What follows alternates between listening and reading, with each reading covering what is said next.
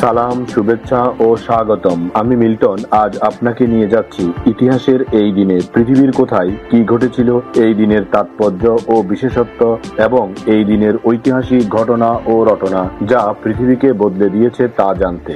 চলুন পৃথিবীর ইতিহাসে এই দিনে কোথায় কি ঘটেছিল তা এক নজর দেখে আসি। আজ 1 ফেব্রুয়ারি। প্রথমেই পৃথিবীর ইতিহাসে এই দিনের আলোচিত, সমালোচিত এবং বিখ্যাত সব ঐতিহাসিক ঘটনা ও রটনা জেনে নেই। 1726 সালের 1 ফেব্রুয়ারি কলকাতার বিচার বিভাগীয় ইতিহাস এক মাইলফলক স্পর্শ করে। ব্রিটিশ রাজা প্রথম জর্জের একটি চার্টারের মাধ্যমে কলকাতার পোর্ট উইলিয়ামে মেয়র্স কোর্ট স্থাপিত হয়। হেনরি লাইলের সভাপতিত্বে এই আদালতটি তার কার্যক্রম শুরু করে। এটি মূলত একটি সিভিল কোর্ট হিসেবে কাজ করত এবং ব্রিটিশ ইস্ট ইন্ডিয়া কোম্পানির শাসনাধীন এলাকায় শৃঙ্খলা বজায় রাখা ও বিরোধ নিষ্পত্তিতে গুরুত্বপূর্ণ ভূমিকা পালন করত। আজকের আধুনিক বিচার ব্যবস্থার এটিই ছিল আদিরূপ। 1827 সালের 1 ফেব্রুয়ারি কলকাতার তৎকালীন অভিজাত শ্রেণীর বিনোদন ও সামাজিক মেলামেশার কেন্দ্র হিসেবে বেঙ্গল ক্লাব প্রতিষ্ঠিত হয়। এটি ছিল কলকাতার প্রাচীনতম ও অন্যতম মর্যাদাপূর্ণ সামাজিক ক্লাব। ব্রিটিশ রাজ কর্মচারী এবং উচ্চ পদস্থ কর্মকর্তাদের জন্য এটি ছিল একটি একচেটিয়া আড্ডাস্থল। আজও ক্লাবটি তার ঐতিহ্য এবং আভিজাত্য বজায় রেখে চলেছে। 1831 সালের 1 ফেব্রুয়ারি ব্রুশ ক্লাবের উদ্যোগে কলকাতা শহরে প্রথমবারের মতো চারুকলা প্রদর্শনী উদ্বোধন করা হয়। এই প্রদর্শনীটি বাংলার শিল্প ইতিহাসে অত্যন্ত গুরুত্বপূর্ণ, কারণ এটি ছিল ইউরোপীয় ধাঁচে শিল্পকর্ম প্রদর্শনের একটি আধুনিক প্রচেষ্টা। এই উদ্যোগের মাধ্যমে স্থানীয় শিল্পী এবং সাধারণ মানুষের মধ্যে শিল্পকলার প্রতি আগ্রহ তৈরি হয় এবং প্রাতিষ্ঠানিক শিল্প চর্চার পথ প্রশস্ত হয়। 1884 সালের 1 ফেব্রুয়ারি ইংরেজি ভাষার অন্যতম প্রামাণ্য গ্রন্থ অক্সফোর্ড ইংলিশ ডিকশনারি প্রথম খণ্ড প্রকাশিত হয়। জেমস মারের সম্পাদনায় প্রকাশিত এই প্রথম খণ্ডটির ব্যাপ্তি ছিল এ থেকে ANT পর্যন্ত।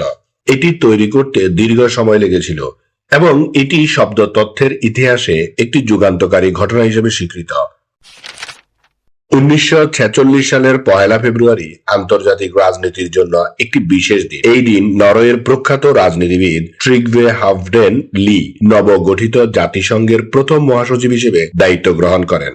দ্বিতীয় বিশ্বযুদ্ধের পরবর্তী পৃথিবীতে শান্তি ও নিরাপত্তা বজায় রাখার কঠিন চ্যালেঞ্জগুলো নিয়ে তিনি তার কার্যক্রম শুরু করেছিলেন। 2004 সালের 1 ফেব্রুয়ারি সৌদি আরবের মিনায় হজ পালনকালে শয়তানকে পাথর নিক্ষেপ করার সময় ভয়াবহ পদপৃষ্ঠের ঘটনা ঘটে। অতিরিক্ত ভিড় ও বিশৃঙ্খলার ফলে এই দুর্ঘটনায় 251 জন হজ যাত্রী নিহত হন এবং প্রায় 244 জন গুরুতর আহত হন। এই ঘটনার পর সৌদি আরব সরকার ভিড় নিয়ন্ত্রণের জন্য মিনা এবং মিনা সংলগ্ন এলাকায় ব্যাপক অবকাঠামোগত পরিবর্তন নিয়ে আসে। এবার জেনে নেই এই দিনে জন্ম নেওয়া কিছু কিংবদন্তি ও অসাধারণ মানুষের কথা। মার্কিন পরিচালক ও প্রযোজক জন ফোর্ড 1894 সালের 1 ফেব্রুয়ারি মার্কিন যুক্তরাষ্ট্রে জন্মগ্রহণ করেন। তাকে সিনেমার ইতিহাসে অন্যতম প্রভাবশালী ব্যক্তি হিসেবে গণ্য করা হয়। বিশেষ করে ওয়েস্টার্ন ঘরানার চলচ্চিত্র নির্মাণে তিনি ছিলেন অতুলনীয়। তিনি তার দীর্ঘ ক্যারিয়ারে রেকর্ড 4 বার সেরা পরিচালকের পুরস্কার অর্জন করেন। আন্তর্জাতিক খ্যাতিসম্পন্ন ভারতীয় বাঙালি জ্যোতির্বিজ্ঞানী অনিল কুমার দাস 1902 সালের 1 ফেব্রুয়ারি ভারতে জন্মগ্রহণ করেন। তিনি ভারতের কোদাই কানাল মান মন্দিরের পরিচালক ছিলেন। সূর্যের উপরিভাগ এবং সৌরজগৎ নিয়ে তার গবেষণা আন্তর্জাতিক মহলে প্রশংসিত হয়েছিল। তার সম্মানে চাঁদের একটি গহ্বরের নাম রাখা হয়েছে দাস। নোবেল বিজয়ী ইতালীয় মার্কিন পদার্থবিদ এমিলিও জিও সেগ্রে 1905 সালের 1 ফেব্রুয়ারি ইতালির তিভোলিতে জন্মগ্রহণ করেন। 1959 সালে তিনি অ্যান্টিপ্রোটন আবিষ্কারের জন্য পদার্থবিজ্ঞানে নোবেল পুরস্কার লাভ করেন। তিনি পারমাণবিক বিজ্ঞানের বিকাশে এবং ম্যানহাটন প্রকল্পে গুরুত্বপূর্ণ ভূমিকা পালন করেছিলেন। বাংলাদেশী বুদ্ধিজীবী গোবিন্দ চন্দ্র দেব 1907 সালের 1 ফেব্রুয়ারি ব্রিটিশ ভারতের আসাম প্রদেশে জন্মগ্রহণ করেন। Doctor G C. দেব নামেই তিনি বেশি পরিচিত ছিলেন। তিনি ছিলেন বাংলাদেশের একজন বরেণ্য বুদ্ধিজীবী এবং ঢাকা বিশ্ববিদ্যালয়ের দর্শন বিভাগের শিক্ষক। মানবতাবাদ ও দর্শনে তার অগাধ পাণ্ডিত্য ছিল। দুর্ভাগ্যবশত 1971 সালের 26শে মার্চ মহান মুক্তিযুদ্ধের সূচনা লগ্নে পাকিস্তানি হানাদার বাহিনীর হাতে তিনি শহীদ হন। ভারতীয় বাঙালি লেখক ও উপন্যাসিক শক্তিপদ রাজগুরু 1922 সালের 1 ফেব্রুয়ারি পশ্চিমবঙ্গের বাঁকুড়ার গোফবান্দি গ্রামে জন্মগ্রহণ করেন। শক্তিপদ রাজগুরু ছিলেন একজন জনপ্রিয় বাঙালি লেখক ও উপন্যাসিক। তার লেখায় গ্রামীণ ও মফস্বল জীবনের নিখুঁত প্রতিচ্ছবি ফুটে উঠত। তার বিখ্যাত উপন্যাস চেনা মুখ অবলম্বনে বিখ্যাত চলচ্চিত্র পরিচালক ঋত্বিক ঘটক তার কালজয়ী চলচ্চিত্র মেঘে ঢাকা তারা নির্মাণ করেছিলেন। এছাড়া তার অনেক গল্প ও উপন্যাস চলচ্চিত্রে রূপ পেয়েছে।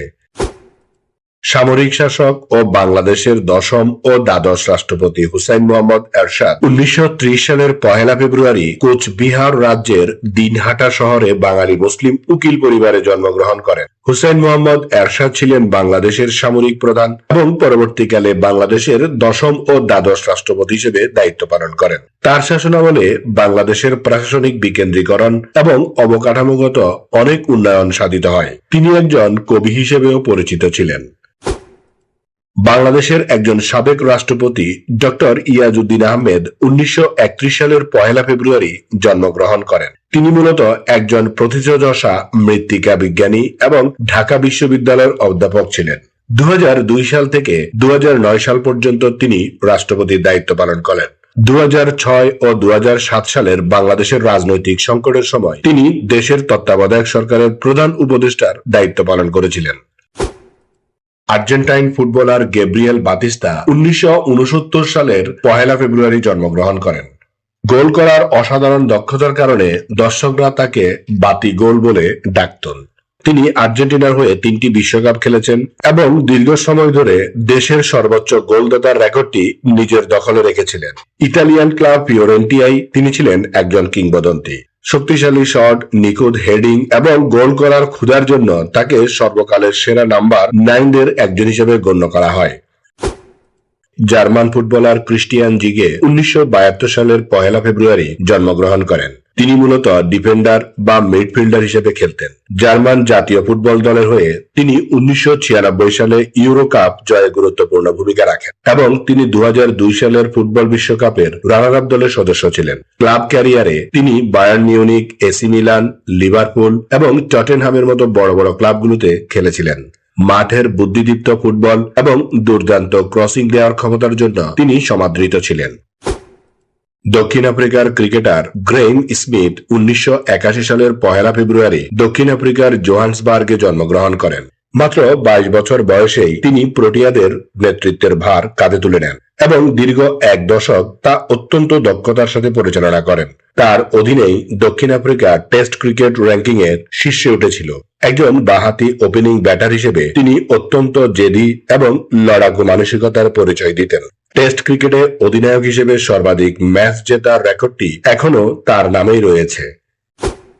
পাকিস্তানি ক্রিকেটার শোয়েব মালিক 1982 সালের 1 ফেব্রুয়ারি জন্মগ্রহণ করেন। পাকিস্তানের ক্রিকেটে দীর্ঘজীবী বা অভিজ্ঞতার এক অনন্য উদাহরণ এই শোয়েব মালিক। 1999 সালে অভিষেক হওয়ার পর থেকে তিনি প্রায় 2 দশকেরও বেশি সময় ধরে আন্তর্জাতিক ক্রিকেটে টিকে আছেন। তিনি একজন দক্ষ অলরাউন্ডার। ব্যাট হাতে মাঝপথে দলের হাল ধরেন এবং অফ স্পিন বোলিং এ ব্রেক থ্রো এনে দেন। তিনি পাকিস্তান জাতীয় দলের অধিনায়ক হিসেবেও দায়িত্ব পালন করেছিলেন। বর্তমান টি-20 ক্রিকেটের যুগে তার ফিটনেস এবং ব্যাটিং ফর্ম তরুণদের জন্য অনুপ্রেরণা হয়ে আছে। স্কটিশ ফুটবলার ড্যারেন ফ্লেচার 1984 সালের 1 ফেব্রুয়ারি পাঞ্জাবের শিয়ালকোটে জন্মগ্রহণ করেন। স্কটল্যান্ডের সাবেক ফুটবলার ড্যারেন ফ্লেচার তার ক্যারিয়ারের সোনালী সময় কাটিয়েছিলেন ইংলিশ ক্লাব ম্যানচেস্টার ইউনাইটেডে। স্যার অ্যালেক্স ফার্গুসনের অন্যতম প্রিয় এই মিডফিল্ডার তার অপুরন্ত প্রাণশক্তি এবং ট্যাকটিক্যাল বুদ্ধির জন্য পরিচিত ছিলেন। তিনি ম্যানচেস্টার ইউনাইটেডের হয়ে 5টি প্রিমিয়ার লিগ শিরোপা এবং একটি চ্যাম্পিয়ন লিগ শিরোপা জিতেছিলেন। জাতীয় দল স্কটল্যান্ডের হয়েও তিনি দীর্ঘদিন অধিনায়কত্ব করেছিলেন।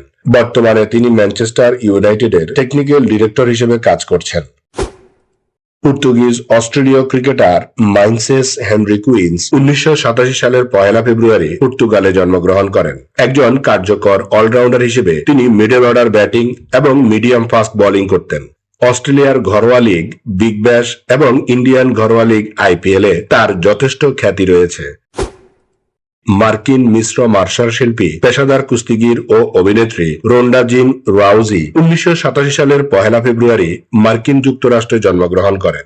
তিনি ইউএফসিতে নারীদের আধিপত্য বিস্তারের অন্যতম পথিকৃৎ। অলিম্পিকে জোড়োতে ব্রোঞ্জ পদক জয়ী এই তারকা বর্তমানে বিনোদন জগতেও তার প্রতিভার স্বাক্ষর রাখছেন। স্মরণ করছি এই দিনে চলে যাওয়া কিছু কিংবদন্তি ও অসাধারণ মানুষের কথা। ভারতীয় বাঙালি কবি যতীন্দ্রমোহন বাগচি 1948 সালের 1 ফেব্রুয়ারি মৃত্যুবরণ করেন। তিনি ছিলেন রবীন্দ্র পরবর্তী যুগের একজন বিশিষ্ট কবি। পল্লী প্রকৃতি ও সাধারণ মানুষের জীবনযাত্রা তার কবিতায় চমৎকারভাবে ফুটে উঠত।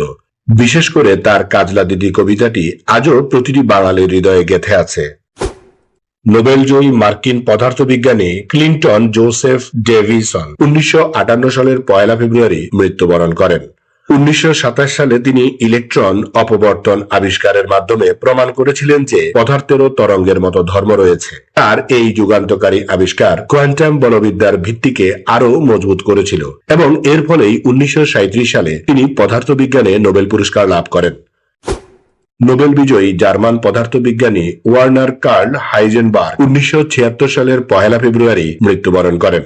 তিনি কোয়ান্টাম মেকানিক্স বা কোয়ান্টাম বলবিদ্যার অন্যতম প্রধান স্থপতি। তার বিখ্যাত অনিশ্চয়তা নীতি বিজ্ঞান জগতের চিন্তাধারা বদলে দিয়েছিল। 1932 সালে তিনি পদার্থবিজ্ঞানে নোবেল পুরস্কার পান। আধুনিক পদার্থবিদ্যার জয়যাত্রায় তার অবদান অপরিসীম। ভারতীয় বাঙালি চলচ্চিত্র অভিনেত্রী পদ্মা দেবী 1983 সালের 1 ফেব্রুয়ারি মৃত্যুবরণ করেন। 1930 এবং 40-এর দশকে তিনি বাংলা ও হিন্দি চলচ্চিত্রে সমানভাবে কাজ করেছিলেন। বিশেষ করে নির্বাক চলচ্চিত্র থেকে সবাক চলচ্চিত্রে উত্তরণের সময় তিনি ছিলেন এক অন্যতম সফল নায়িকা। কাননবালা বা দেবকী বসুদের সমসাময়িক এই অভিনেত্রী তার সাবলীল অভিনয়ের জন্য দর্শকদের হৃদয়ে জায়গা করে নিয়েছিলেন। প্রথম ভারতীয় মহিলা মহাকাশচারী ও প্রকৌশলী কল্পনা চাওলা 2003 সালের 1 ফেব্রুয়ারি মৃত্যুবরণ করেন। এই দিন মহাকাশযান কলম্বিয়া পৃথিবীতে ফেরার পথে বায়ুমণ্ডলে বিধ্বস্ত হলে প্রথম ভারতীয় বংশোদ্ভূত নারী মহাকাশচারী কল্পনা চাওলা সহ 7 জন যাত্রী প্রাণ হারান। কল্পনা চাওলা ছিলেন একজন দক্ষ এরোস্পেস ইঞ্জিনিয়ার। তার অকাল প্রয়াণ সারা বিশ্বের জন্য একটি বিশাল ক্ষতি হলেও তিনি আজও কোটি কোটি নারীদের কাছে স্বপ্ন জয়ের প্রেরণা হয়ে আছেন। এবার এই দিনের বিশেষ দিবস ও উৎসবের গল্প শুনি। আজ বিশ্ব হিজাব দিবস। বিশ্বজুড়ে মুসলিম নারীদের পর্দার অধিকার এবং ধর্মীয় স্বাধীনতার প্রতি সংহতি জানাতে প্রতি বছর 1 ফেব্রুয়ারি বিশ্ব হিজাব দিবস পালিত হয়। নিউ ইয়র্কে বসবাসরত বাঙালি বংশোদ্ভূত নাজমা খান 2013 সালে প্রথম এই দিবসটি পালনের উদ্যোগ নেন। নাজমা খান যখন প্রথম আমেরিকায় হিজাব পরা শুরু করেন তখন তাকে নানা রকম বৈষম্য ও বিদ্রুপের শিকার হতে হয়েছিল। সেই অভিজ্ঞতা থেকেই তিনি অনুভব করেন যে হিজাব সম্পর্কে অমুসলিমদের ভুল ধারণা ভাঙা এবং বিশ্বজুড়ে মুসলিম নারীদের সংহতি জানানোর প্রয়োজন। তার এই আহ্বানে সাড়া দিয়ে বর্তমান বিশ্বের 190-টিরও বেশি দেশে এই দিবসটি পালিত হয়। বিশ্ব হিজাব দিবসের মূল উদ্দেশ্য হল হিজাব সম্পর্কে সচেতনতা বৃদ্ধি করা এবং ধর্মীয় গোঁড়ামির ঊর্ধ্বে উঠে মানুষের মধ্যে পারস্পরিক সহনশীলতা বৃদ্ধি করা।